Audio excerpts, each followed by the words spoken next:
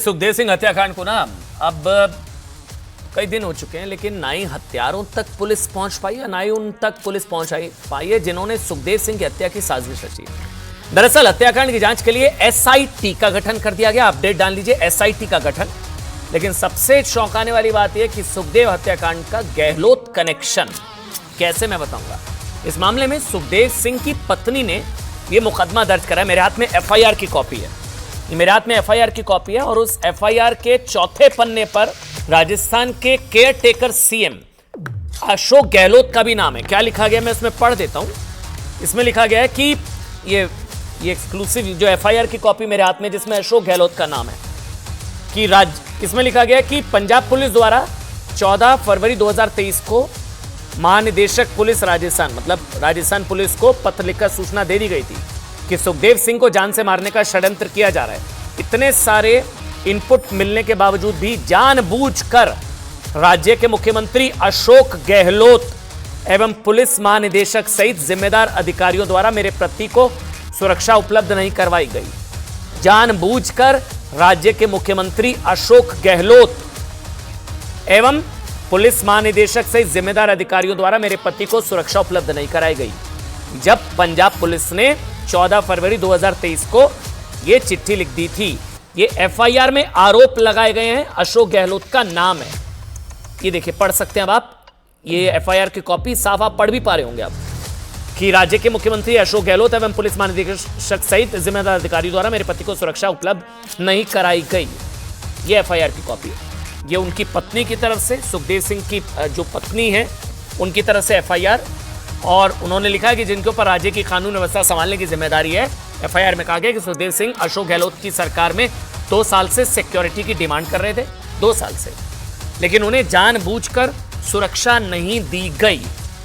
अब देखिए, इस एफआईआर में जो दावा है उसके मुताबिक सुखदेव सिंह की सुरक्षा की मांग को लेकर 3 बार जब गहलोत सरकार थी, 3 बार 14 फरवरी, 1 मार्च और 25 मार्च को राजस्थान के तत्कालीन मुख्यमंत्री अशोक गहलोत और डीजीपी को पत्र लिखा गया था। एफआईआर में सुखदेव सिंह की पत्नी शीला शेखावत ने दावा किया कि 14 फरवरी 2023 को पंजाब पुलिस ने राजस्थान के डीजीपी को पत्र लिखकर बताया था कि सुखदेव सिंह की हत्या की साजिश रची जा रही है। इसके बाद 14 मार्च 2023 को एटीएस जयपुर ने एडीजीपी को भी इसकी जानकारी दी थी। ये सारी डिटेल्स एफआईआर में है। शीला शेखावत ने आरोप लगाया कि इतने सारे इनपुट मिलने के बावजूद जानबूझकर CM Gehlot, care taker CM अब तो वो नहीं है, लेकिन केयर टेकर अभी भी है जब तक कि अगली सरकार का शपथ नहीं होता, और डीजीपी समेत जिम्मेदार अधिकारियों ने गोगामड़ी को सुरक्षा मुहैया नहीं कराई। अशोक गहलोत पर सुखदेव सिंह की हत्या को लेकर आरोप लग रहे हैं लापरवाही बरतने के गहलोत सिस्टम, सरकार, प्रशासन पर। दरअसल एक दिन पहले कांग्रेस के पूर्व नेता राजेंद्र गुड़ा ने भी आरोप लगा दिया था। वो तो गहलोत के साथ ही रहे। राजेंद्र गुड़ा ने आरोप लगा दिया था कि सुखदेव सिंह की हत्या में गहलोत सरकार के कुछ लोग शामिल हैं, सरकार मरवाना चाहती थी, राजेंद्र गुड़ा ने कहा। बीजेपी ने भी सीधे तौर पर अशोक गहलोत को इस हत्याकांड के लिए जिम्मेदार ठहराया है। सुखदेव सिंह गोगामड़ी की हत्या को लेकर राजस्थान के राजपूत समाज में जो गुस्सा है, कांग्रेस का आरोप है कि हत्याकांड का राजनीतिक फायदा उठाने की लगातार कोशिशें की जा रही है। कांग्रेस का कहना है कि जब तक गहलोत सरकार थी, करणी सेना को पूरी सुरक्षा दी गई थी। ये कांग्रेस का दावा है। पुलिस के आश्वासन के बाद भी बुधवार रात को सुखदेव सिंह का पोस्टमार्टम हुआ और आज उनके गांव गोगामड़ी में अंतिम संस्कार किया गया। ऐसे हत्या में नई जानकारी भी सामने आई है कि गोगामड़ी के लिए कई लेवल की सुरक्षा में था। उनसे मिलने के लिए वही लोग आ सकते थे जिनके पास बायोमेट्रिक फिंगर स्कैन का एक्सेस था, और जब गोलीबारी हुई तो जो लोग मिलने आए थे वो 10 मिनट तक बातचीत करते रहे। गोगामड़ी के कुछ ही बॉडीगार्ड्स थे जिनके फिंगर स्कैन से उनकी गाड़ी का दरवाजा खुलता था। हत्याकांड के दिन शूटर्स नवीन शेखावत के साथ आए थे। नवीन सिंह शेखावत सुखदेव सिंह गोगामड़ी का परिचित था। दोनों हमलावर काले रंग की इसी स्कॉर्पियो में आए थे। ये जो तस्वीर आप देख रहे हैं, अंदर आए, 10 मिनट तक बातचीत हुई और 10 मिनट बातचीत के बाद लगातार फायरिंग हुई। नवीन सिंह शेखावत चलाकर गया था, शायद ये वजह कि तीनों को ठीक से जांच पड़ताल उनकी नहीं की गई, लेकिन 72 घंटे का अल्टीमेटम दे दिया गया है परिवार की तरफ से। 72 घंटे का अल्टीमेटम। रिपोर्ट देखिए आप।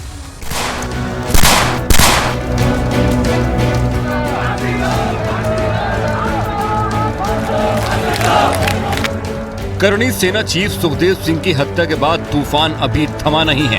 हर दिन कुछ ऐसे खुलासे हो रहे हैं जिसके बाद नया बवाल शुरू हो रहा है। हत्याकांड के बाद शूटर्स के भागने का नया वीडियो सामने आया है। दोनों आरोपी एक स्कूटी पर भागते हुए दिख रहे हैं। जिस वक्त शूटर्स ने सुखदेव पर गोलियों की बौछार की, उन पर भी गार्ड्स ने गोलियां चलाई। शूटर्स अपनी कार की तरफ भागे, लेकिन गोगा मेडी के घर के आगे रास्ता बंद था, इसलिए शूटर्स अपनी स्कॉर्पियो गाड़ी वहीं पर छोड़कर सड़क की तरफ दौड़े। उसी रास्ते पर हेमराज अपनी स्कूटी लेकर जा रहे थे। एक शूटर हेमराज के पास आया और रिवॉल्वर के जोर पर स्कूटी छीनी और फरार हो गया। ये वीडियो उस वक्त का है जब हमलावरों ने हेमराज पर गोली चलाई और घायल कर स्कूटर छीना था। तो उधर जा रहा था ना, तो वो क्या उधर पहले किसी को शूट किए होंगे, तो उस कमरे से बाहर आ रहे थे। मैं इधर से जा रहा था, तो मेरे आगे एक 4 व्हीलर चल रही थी। एक बंदे ने तो उस 4 व्हीलर पे चलाया और वो दूसरे ने मेरे पास आके मेरे को सीधी कनपट्टी लगा दी यहाँ। सुखदेव सिंह गोगा मेडी की पत्नी शीला ने श्यामनगर थाने में मुकदमा दर्ज कराया है। इसमें हैरान करने वाली बात यह है कि तहरीर में अशोक गहलोत और राजस्थान के डीजीपी का जिक्र भी किया गया है। एफआईआर में कहा गया है कि सुखदेव सिंह अशोक गहलोत की सरकार में 2 साल से सिक्योरिटी की डिमांड कर रहे थे, लेकिन उन्हें सुरक्षा मुहैया नहीं कराई गई। राजस्थान के केयरटेकर सीएम गहलोत पर इतने गंभीर आरोप लगे हैं तो इस पर सियासत भी शुरू हो गई है। कांग्रेस ने कहा है कि गहलोत सरकार में करणी सेना पूरी तरह सुरक्षित थी। वहीं बीजेपी ने दावा किया है कि अपराधियों को जल्द गिरफ्तार कर लिया जाएगा। 5 साल तक कांग्रेस की सरकार रही, तब उन पे हमला नहीं हुआ। गहलोत सरकार रही, सुरक्षित रहे करणी सेना कहते। ये तो नापाक कदम, गुंडों अपराधियों को बढ़ावा देने वाली सरकार भाजपा की बनने वाली थी। उसके कदमों के आहट के बाद ही हौसले बुलंद हो गए। इस घटना के जस्ट बाद मैंने माननीय महामहिम राज्यपाल महोदय से बात की, मुख्य सचिव और डीजीपी महोदय से बात की उनसे, और इस पूरी घटना की बारे में लगातार मैं संपर्क में था।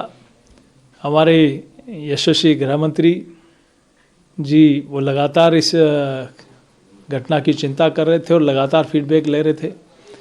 तुरंत ही एफआईआर लॉन्च होते ही बाकी सारी आगे इनाम घोषित करना और अपराधियों के शीघ्र उनको गिरफ्तारी हो, सजा हो, इसके लिए पूरा प्रशासन लगा हुआ है।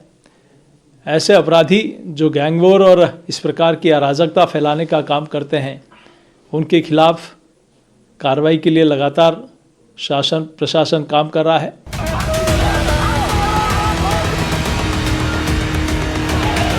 गोगा मेडी हत्याकांड की जांच करने दिल्ली पुलिस की स्पेशल सेल की टीम भी जयपुर पहुंची।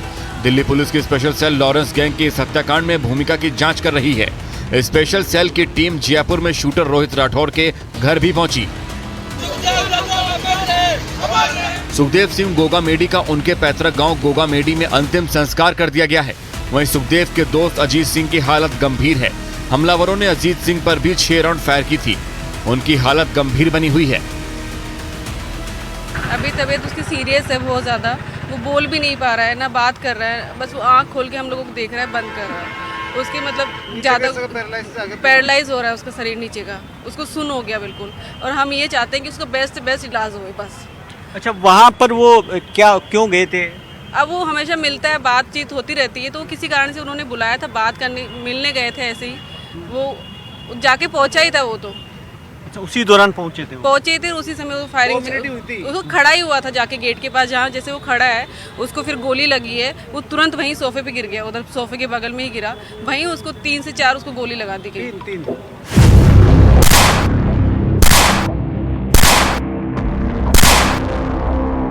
इस हत्याकांड के 2 आरोपी फरार चल रहे हैं। इसका मास्टरमाइंड लॉरेंस बिश्नोई को माना जा रहा है।